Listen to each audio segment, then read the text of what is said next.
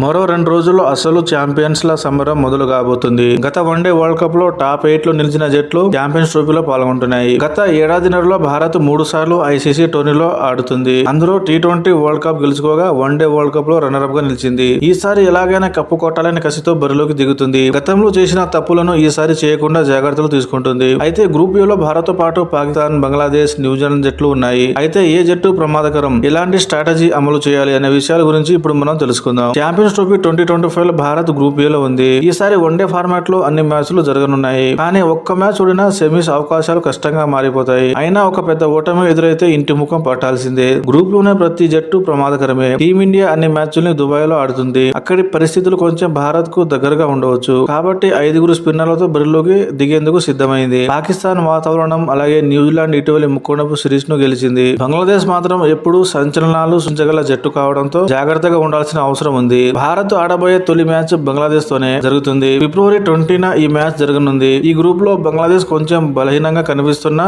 అలా అనడం చాలా ప్రమాదకరం. 2007 వన్డే వరల్డ్ కప్ లో టీమిండియాకు షాక్ ఇచ్చిన విషయాన్ని మర్చిపోలేం. భారత్ తో మ్యాచ్ అంటే బంగ్లాదేశ్ ఆటగాళ్లు మరింత మెరుగైన ప్రదర్శన చేయడానికి ప్రయత్నిస్తారు. కానీ ప్రజెంట్ బంగ్లాదేశ్ జట్టును ఓడించడం కొంచెం సులభమే అనిపిస్తుంది. గత 6 వన్డేల్లో 5 బంగ్లాదేశ్ ఓడిపోయింది. వీరు నేరుగా బంగ్లాదేశ్ ప్రీమియర్ లీగ్ నుంచి వచ్చారు. అందుకు 50 ఓవర్ల క్రికెట్ ప్రాక్టీస్ కూడా లేని పరిస్థితి అయితే ఉంది. కెప్టెన్ షాంటోతో పాటు మహమ్మదుల్లా, ముషికర్ రహీం, ముస్తాఫిజుర్లపై బంగ్లాదేశ్ ఎక్కువగా ఆధారపడుతుంది. దుబాయ్ లో స్పిన్ హవా ఉండడంతో స్పిన్నర్ రిషద్ ప్రభావం చూపుతాడని బంగ్లాదేశ్ ఆశిస్తుంది. అయితే భారత్ బంగ్లాదేశ్ తో మ్యాచ్ లో భారీ విజయం సాధిస్తే సెమీస్ అవకాశాలు మరింత మెరుగ్గా ఉంటాయి. ఇతర జట్లు కూడా ఇదే లక్ష్యంతో బరిలోకి దిగుతాయని ఆశించడం అతిశయోక్తి కాదు. పాక్ను ఎప్పుడు తక్కువ అంచనా వేయొద్దు. ప్రపంచవ్యాప్తంగా క్రికెట్ అభిమానులు చాలా ఆతృతగా ఎదురుచూస్తున్న మ్యాచ్ లో భారత్ పాకిస్తాన్ పోరు ప్రత్యేకమైంది. ఫిబ్రవరి 23న దుబాయ్ లో జరగబోయే మ్యాచ్ ఇండియాకి చాలా కీలకమైంది. ఈ టోర్నీలో పాక్ కేవలం భారత్ తో మాత్రమే దుబాయ్ గ్రౌండ్ లో ఆడబోతుంది. మిగతా మ్యాచ్లు స్వదేశంలోనే ఆడబోతుంది. తాజాగా జరిగిన ముక్కోణపు సిరీస్ ఫైనల్ లో ఓటమిని చవిస్తున్న పాకిస్తాన్ కానీ గత మ్యాచ్లలో అద్భుతమైన ప్రదర్శనతో ఫైనల్ దిశగా అడుగులు వేసింది. ఈ సిరీస్ లో అత్యధిక టార్గెట్ ను ఛేదించి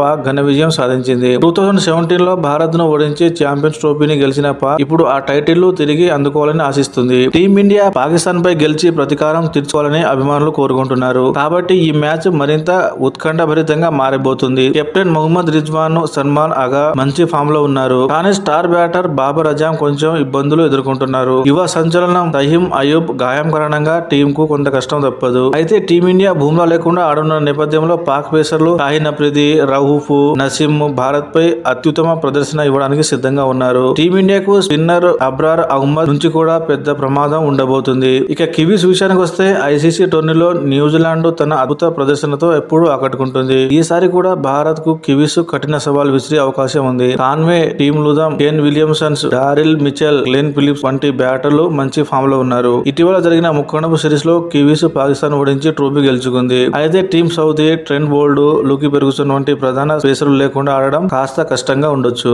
కెప్టెన్ మిచెల్ స్టార్నర్ గురించి ప్రత్యేకంగా చెప్పాల్సిందే. గతేడాది భారత పిచ్లపై అతడు అద్భుతంగా ఆడిన విషయం అందరికీ గుర్తుండే ఉంటుంది. మరోవైపు ఆల్రౌండర్ రచన్ రవీంద్ర గాయంతో బాధపడుతున్నారు. అతని రాకపై ఇంకా అనిశ్చితి ఉంది. కివీస్ బౌలింగ్ అంటే బ్యాటింగ్ బలంగా ఉంది. టీమిండియాకు ఇది ఒక మంచి పరీక్షగా మారే అవకాశం అయితే ఉంది. ఇక చివరగా చెప్పాలంటే భారత్ కి సెమీ చేరాలంటే 3 మ్యాచ్లలో గెలవడం ఎంతో ముఖ్యం. ఒక్క మ్యాచ్ లో ఓడినా కూడా గ్రూప్ స్టేజ్ ను దాటడం కష్టం. గతంలో ఆసియా కప్ 2022లో భారత్ ఒకే ఒక్క మ్యాచ్ ను గెలిచి సెమీస్ కు చేరలేక విమర్శలు ఎదుర్కొన్న సంగతి గుర్తుంచుకోవాలి.